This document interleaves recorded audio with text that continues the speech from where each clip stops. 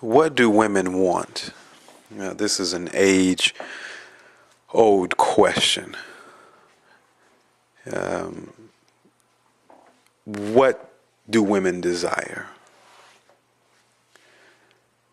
This has been a mystery, and men through the ages have given up on such a question of trying to understand female behavior. What exactly does a woman want? A question that men have pondered and concluded that this is a thing that you could never know. You could never know or understand the female mind and how it works. Some people have referred to this as the biggest mystery known to mankind, that our counterpart, the female, is mysterious and could never be understood, known. And I simply do not share in that sentiment. The female mind is not such a mystery. The female is extremely easy to understand. The misnomer, the pill that's hard to swallow, is that the female mind and female behavior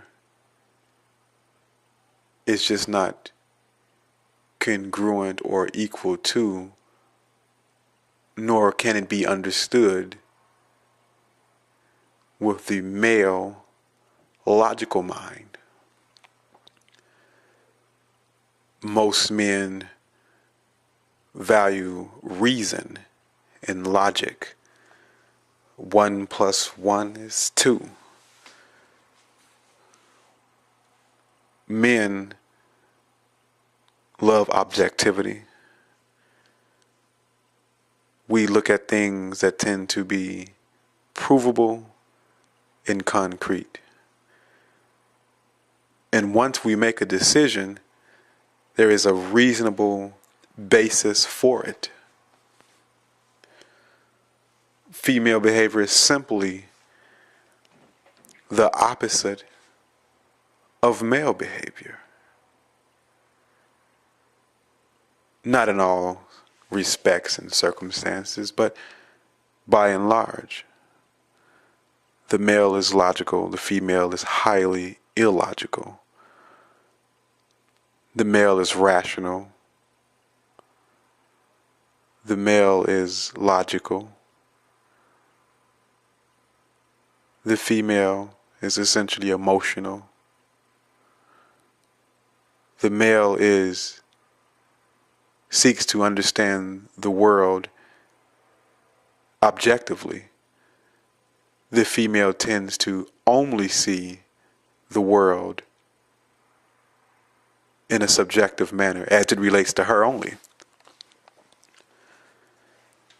Women tend to see everything as it relates to them. Everything must be personal. And anything outside the female ego is deemed unnecessary and a waste of time. No female is concerned with the internal workings of a gas combustion engine. Her only concern is, will this get me to A and B? And will this get me to the nail shop and to the shopping mall? And not that anything is wrong with that. This is simply the behavior inherent in most females. The problem lies is when women who are by and large devoid of rationale try to use their emotion as logic. And this is a fallacy in thinking. And when the male mind seeks to understand the female mind in a logical fashion, you will fail. And we cannot use our logical instrumentation to understand them. And since the female brain is illogical, women have no choice but to be in a constant state of confusion, almost in all matters. Even when we look at the idea of women being liars and bigger and better liars than men, although and this is in most cases true, this is not the understanding of the female mind. Since the female mind is emotional, and as the wind blows, so does her emotions. And if a decision, and the decisions of most females are made through their emotions, which are always changing, then in a sense it's almost impossible for them to hold on to anything logical and concrete. For example, you ask a man, hey, what are you wearing to work tomorrow? Or what are you wearing tomorrow generally? Most men can give you a basic idea. You ask a woman, hey, what are you going to wear tomorrow? It's always a last minute decision based on how she feels at the moment. So moment to moment, as her feelings change, so does her thought processes, so does her decision making. Because everything the female sees, she only sees it in value in relation to her. When it comes to creativity and innovation and science and mathematics, most women are absent from those fields because it is objective and rational and concrete and doesn't relate to them. Women tend to be more into academia in regards to society at large, sociology, social work, anything relating to other people. In fact, women are more relational than men are to some degree. Because they only see things in relation to themselves. So what do women want?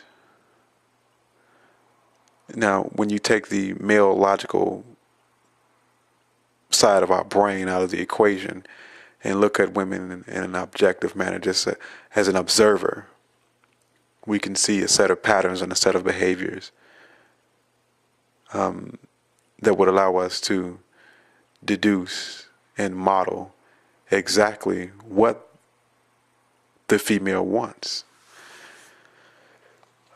Essentially, what a woman wants is to be confused.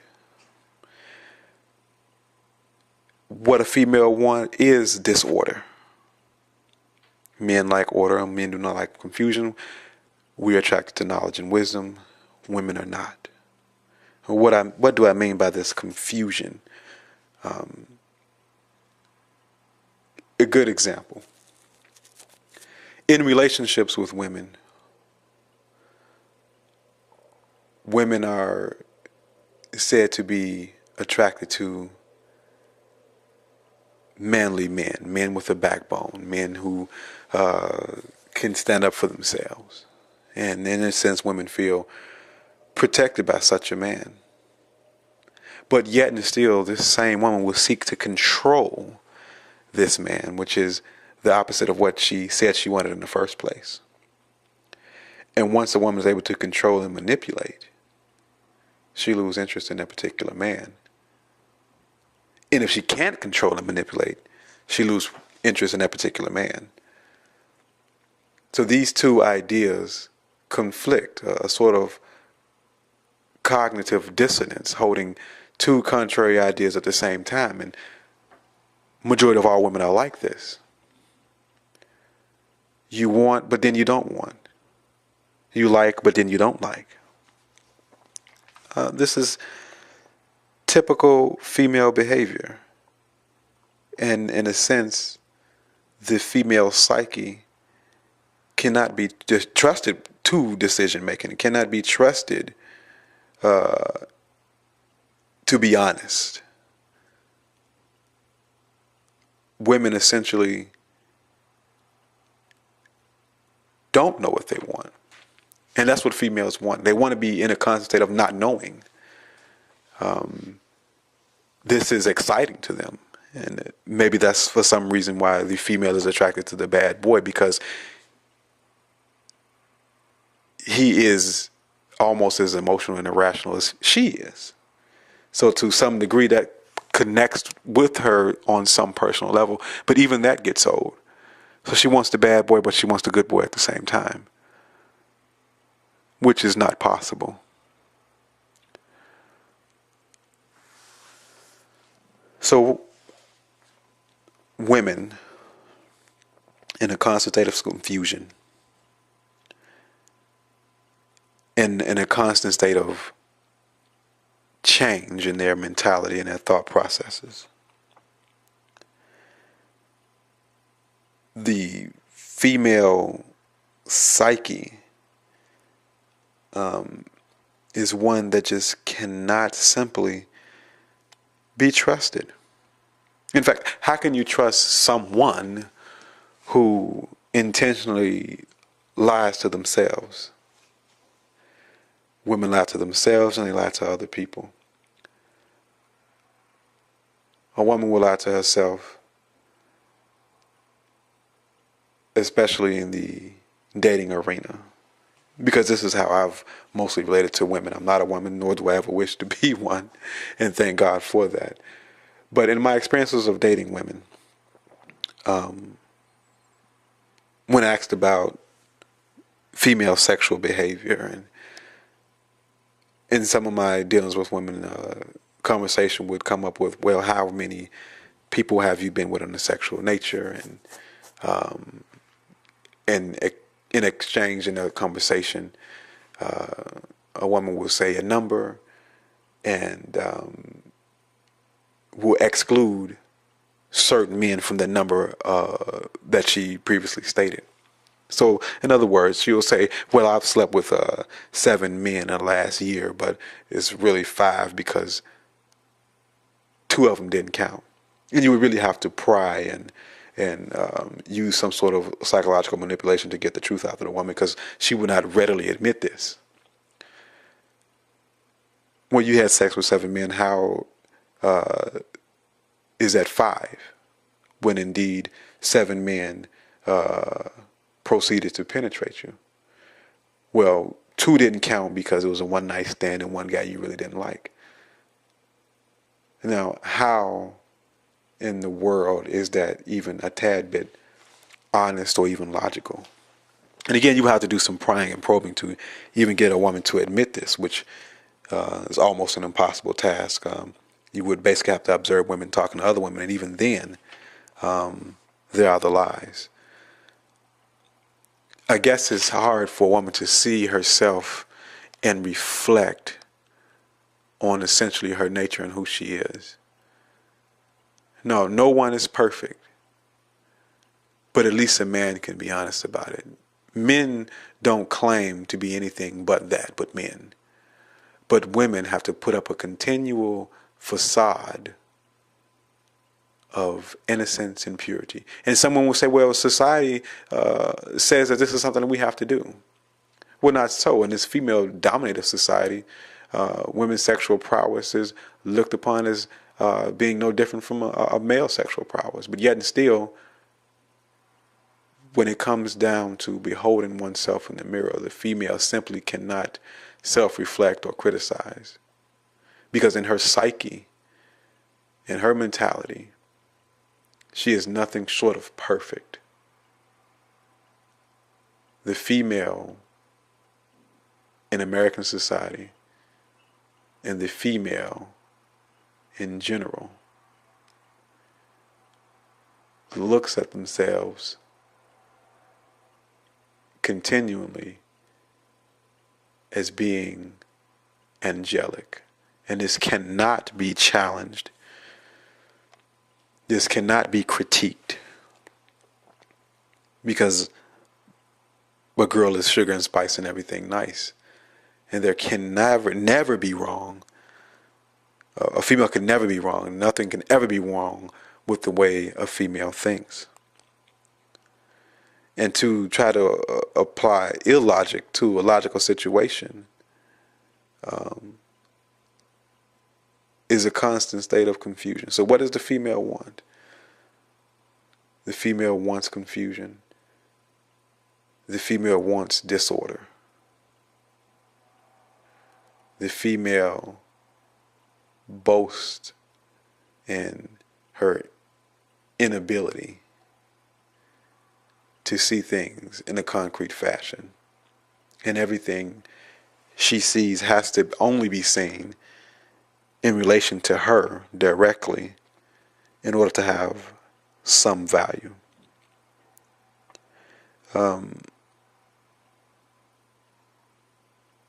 This is why in dealing with women in relationships, it is impossible, absolutely impossible for a male to satisfy a female. It is literally an impossibility because her desire is forever changing. The man who seeks to do everything right in a woman's eyesight, first of all, is a task that has to be more laborious than any job a man can have using his hands. And the mental stress of that is one which very few men can handle. Yet and still, for female approval, we seek to satisfy. A woman's appetite for pleasure from the male is insatiable. And any attempt to try to please her will fail. In fact, my original premise is that women want confusion and disorder. Any attempts to completely satisfy the woman will end up in her contempt for you because you want to satisfy her so much. Now, she would say, hey, I want you to satisfy me. I want more from you. If you all go out 2 nights a week, she wants to go out 3 nights a week. And if you accommodate, she's happy for a while. And then she's upset because you're so accommodating. Confusion and disorder. And in relationships with women, if one chooses to have one, all that you could possibly do to please the female is be somewhat consistent. Anything other than that is an impossibility. But there are always men who are willing to try to satisfy the insatiable appetite of the female.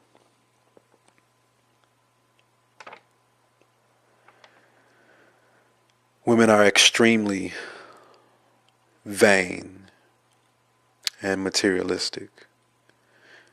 And this vanity we see in relationships, this vanity probably is the reason why the United States is the number one consumer nation in the world. Consumerism is driven by the insatiable appetite of the female. I heard somewhere once that the average female in the United States has an average of 100 pairs of shoes. Now, how is it possible to wear 100 pairs of shoes? And any female will tell you that she has clothes in the closet, shoes in the closet that she would never get around to wearing. Why is this so?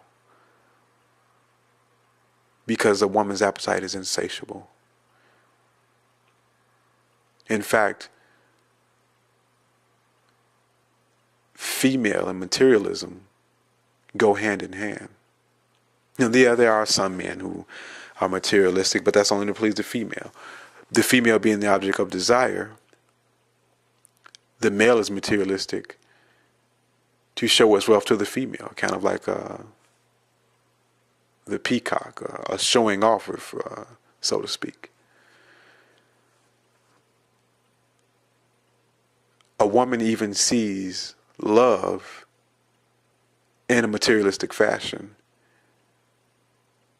In the female mind, love is not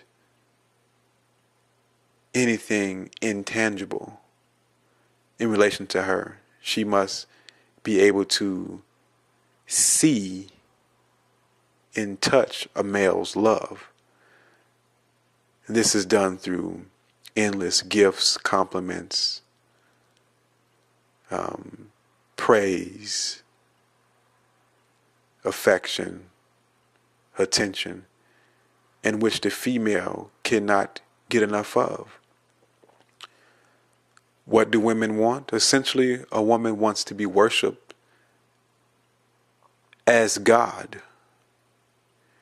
And the simp, the lame, the white knight will supply endless prayers for her and endless praise for her.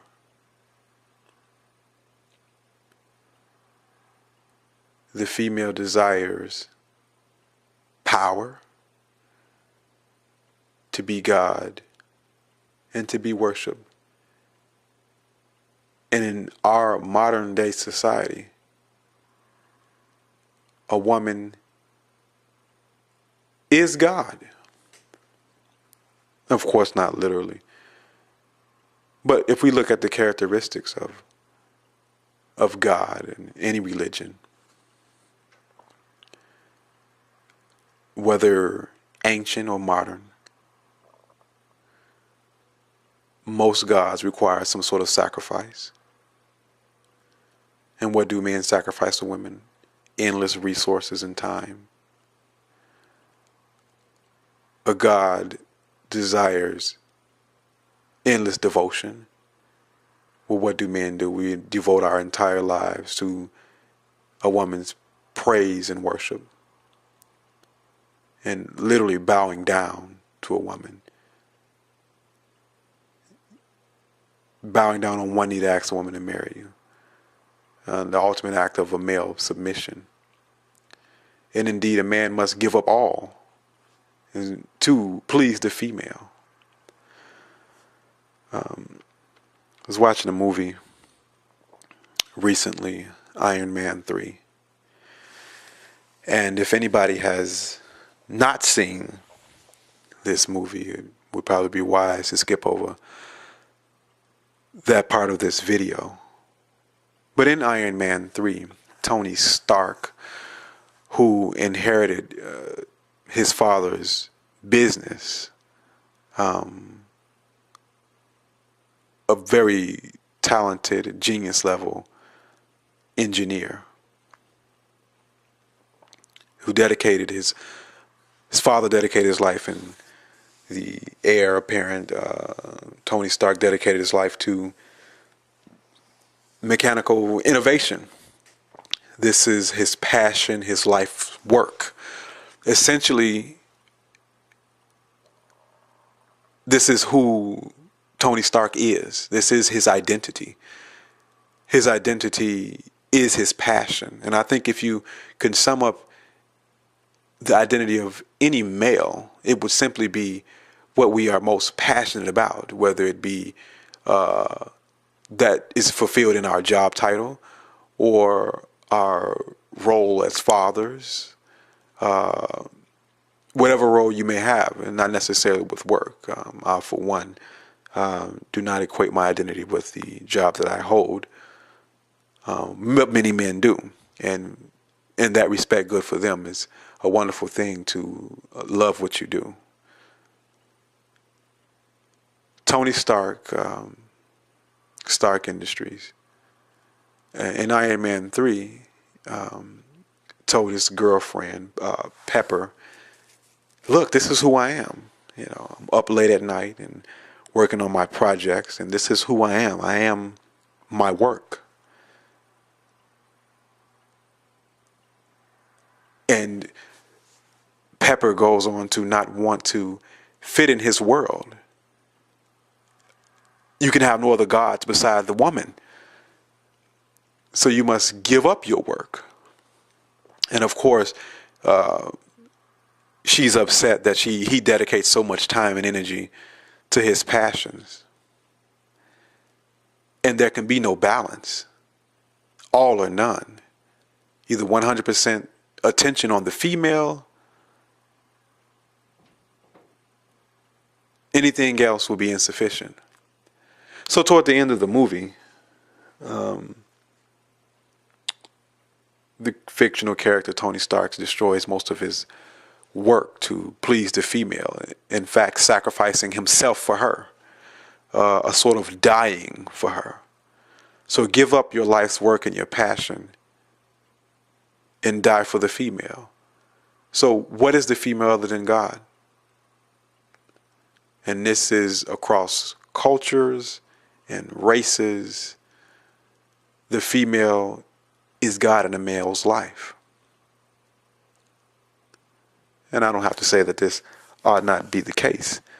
But again, my original premise is that the female, although she wants to be God, she wants confusion and disorder.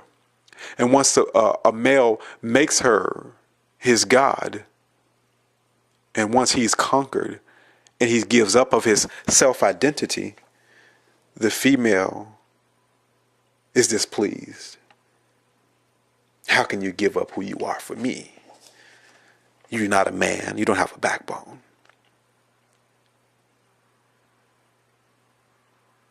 A woman is never satisfied. And she cannot be appeased or accommodated. Her favorite word is more. In a sense, a female is an all-consuming fire, willing to take all that you are and consume it and throw you away. Men are disposable. Men are utilities.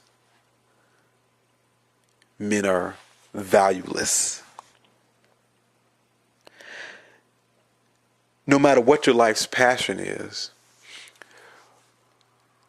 how moral you are, how good you are, the female will always seek to change the male into what she thinks he ought to be.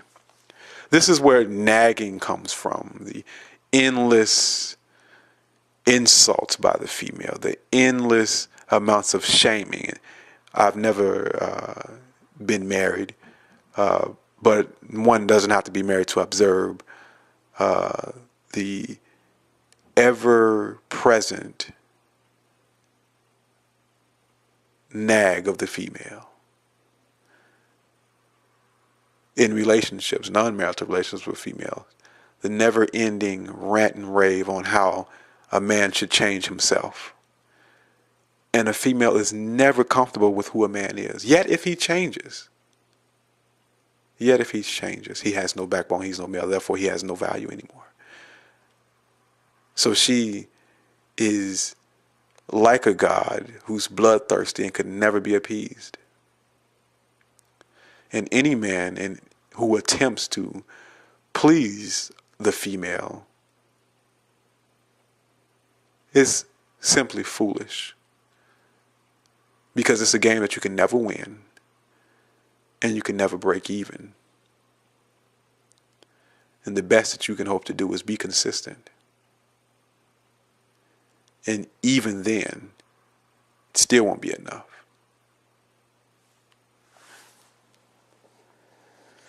So, again, what do women want? Confusion, disorder. This is essentially universal female behavior. And this behavior cannot be challenged, critiqued, or even discussed without the male involved being demonized, without the male being considered as violent and aggressive, just in speaking on it. Because women can do no wrong. They are gods, far above being angelic. Women can never be responsible for their actions, can never be accountable. In fact, when you talk to most women about their female counterparts who may have been found cheating on their boyfriends or husbands, 9 times out of 10, when a topic of such magnitude is discussed, I've heard over and over again women excuse their behavior. Well, if she cheated, it must have been something that he wasn't doing to make her cheat on him. Because never can the female take responsibility for her own behavior. It must be someone else's fault. It can't be anyone else's fault. Well, it can't be her fault. Excuse me. It must be someone else's fault. She can never take responsibility for her own actions. If she lies, if she cheats, it must have been a man who made her do this. The man is the proverbial devil on her shoulder. No accountability. I had a conversation with a lady once, and we talked about how almost every woman that I know, and asking women over the years, with the fact that women, by and large, have all slept with a married man or had sex with a man who they knowingly has another female. And pondering why this is the case, in which I do understand women, what do women want? Confusion and a disorder. Well, it's confusing and a disorder for a woman to sleep with a married man, and this is essentially what the female seeks. And you'll be hard pressed to find a woman who has not at some stage in her life slept with a married man, or a man who she knowingly has a boyfriend. So when trying to narrow down some of the reasons why this is the case, in talking with a female, the woman concluded that it's because of low self-esteem. So the question went like, hey, well, why do you think that women sleep with married men? It's because women have low self-esteem. So then I asked, well, where does this low self-esteem come from? And this particular woman, because majority of women that I know have slept with married men, I asked her a direct question, well, why did you sleep with a married man? And because of her low self-esteem. Well, where did your low self-esteem come from? Well, my father didn't spend the amount of time with me and didn't shower me with the affection that I deserved and wanted. Well, did you grow up in a house with your father? Yes. Mother and father been together before she was born, and even to this day. Did your father hug you, kiss you, take care of you, protect you, provide for you? Did he teach you, mentor you? Yes, yes, yes to all of those. What more could he have possibly done? Did your father teach you the difference between right and wrong? Did he give you any concept of morality? And of course the answer was yes. Now when you slept with this married man, did you do it while your father was watching? Of course not. So you knew it was wrong going into the relationship. But yet her father contributed to her low self-esteem. So could we imply that if your father led to your low self-esteem and your low self-esteem led you to sleep with a married man, that your father indeed made you sleep with a married man? Well, then she said, well, she didn't say that. It's not like that. She didn't mean it like that. Again, the female is devoid of logic and rationale. Now, how can you say that low self-esteem contributed to your promiscuous, immoral behavior, and your father is the root cause of your low self-esteem, without saying your father is responsible for your immoral behavior? It makes no logical sense. And that was my fault and a fallacy in my thinking to even think it was possible that she could follow logic. But being devoid of responsibility, responsibility is somebody else's fault. She could not say within herself that indeed she was wrong, because a God can't be wrong.